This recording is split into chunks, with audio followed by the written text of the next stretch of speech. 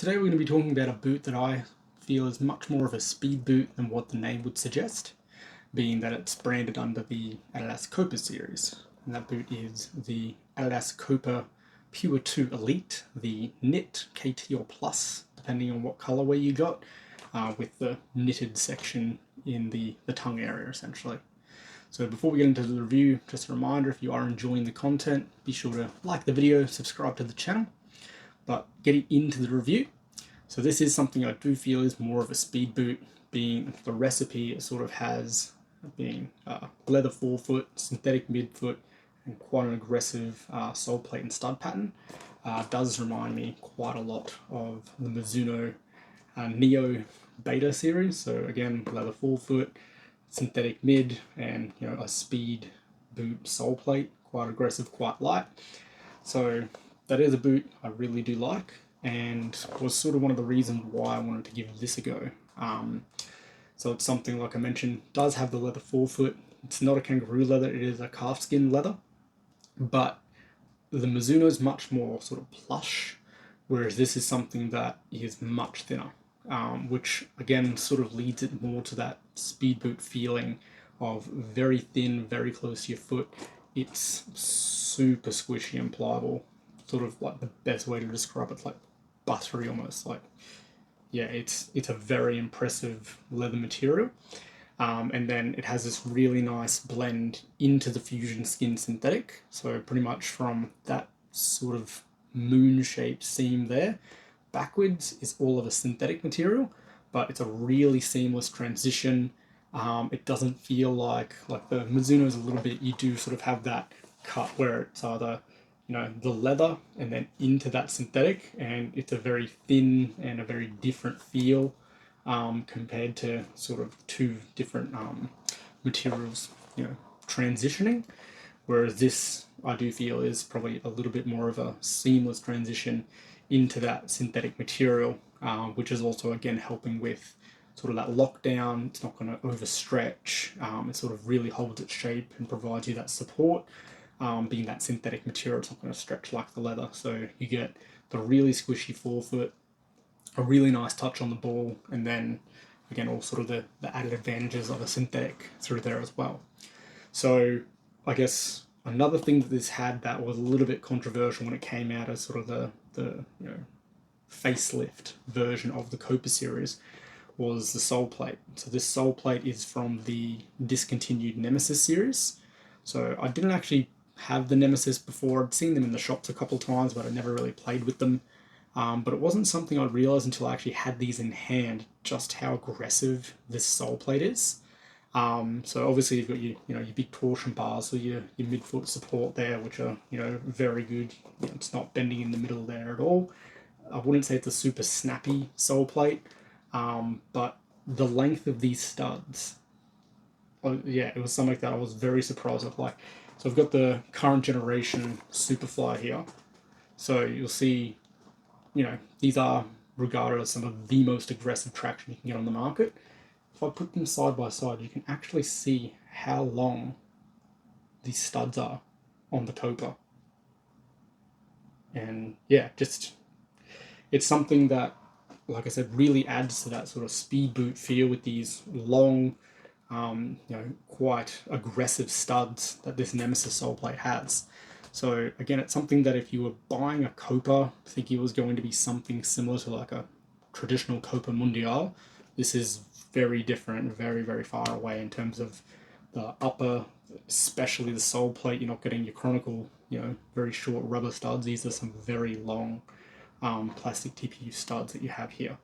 So like I was mentioning, that does sort of add to that speed boot feel of this, because the sole plate's quite lightweight.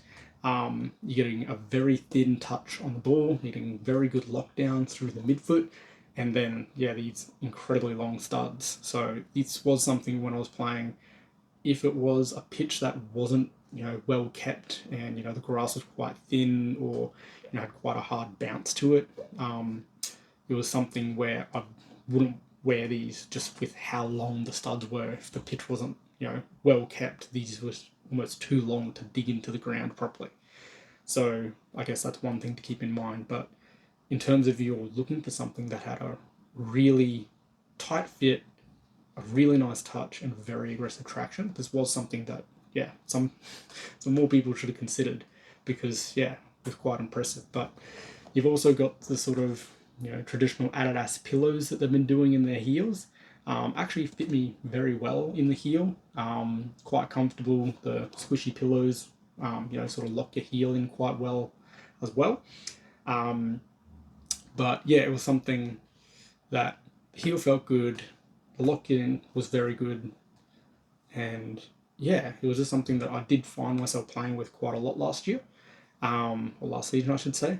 I did start to get some wear just through here, some sole separation, and on the right boot, I've actually got a little bit of separation just on this area where it sort of transitions into the tongue. So again, I wouldn't say that nearly as durable as the Mizuno's. Like, I've worn these much more, and you can see there's no sole separation at all. So again, that is one thing you do sort of get what you pay for when you do go to a made in Japan product. But this was something that I managed to get, you know, at a very significant discount. And speaking of, I usually wear a 9 US, but the only size that I actually got it off Adidas, the only size they had left was an 8.5. And I thought, well, considering it's got a leather forefoot, and I sort of borderline between that 8.5 anyway and that 9, you know, I'll do the 8.5 and see how it goes. And I'm kind of glad I did, because of the way this upper fits, and going down that half a size, it really turned it into that, you know, very close to your foot, very tight, I guess, wrap around your foot, but still with that sort of comfort on your toes with the leather to let it sort of stretch around your feet. So even though my toes are right up the end, it's still comfortable because of that leather forefoot. So again, if that is something you're considering, or you do like the feel of, you know, a tight squeeze, and, you know, no room in that front part of your foot, that half a size down did work for me, and I could get away with it, with that sort of leather forefoot being able to sort of stretch around my foot a little bit easier than I think if this was a full synthetic upper. But yeah, it was something that I'll probably still come back to this season as well. I just think it's a really well-rounded boot that, yeah, if you were hoping this was going to be something as a plush leather boot, that's, you know, a little bit relaxed and everything like that, that really isn't what this is.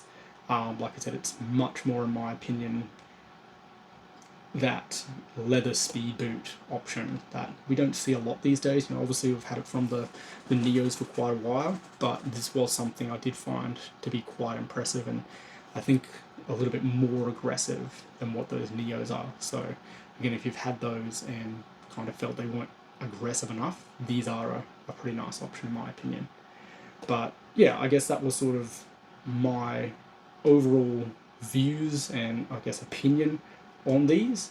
And again, sort of why I wanted to add them to the collection, being that I did like that benefit of, you know, having a leather forefoot and the comfort that you get, but also the focus of, you know, an aggressive sole plate and a locked in sort of synthetic upper as well. So you're sort of getting the best of both worlds. But yeah, that was something I guess was looking for, and I really also like the colorway too, the sort of champagne color with that red sole. You know, I think that it looks awesome. But yeah, that's my overview of the Adidas Pure 2 Elite. And again, if you did enjoy the content, don't forget to like and subscribe to the video. Thank you very much.